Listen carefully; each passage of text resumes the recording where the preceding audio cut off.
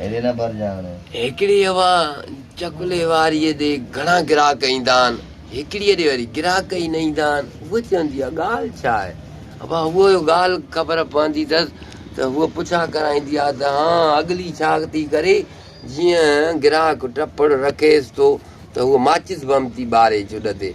जीअं ढम थो थिए त उहो थो पुछे छा थियो त चएसि थी नई नई सील टुटी आहे नई सील टुटी आहे त उहो ख़ुशि थी थो वञे त अरे नईअ खे थो या ॿियनि खे बि थो ॿुधाए त सभु हुन ॾे था भॻा वञनि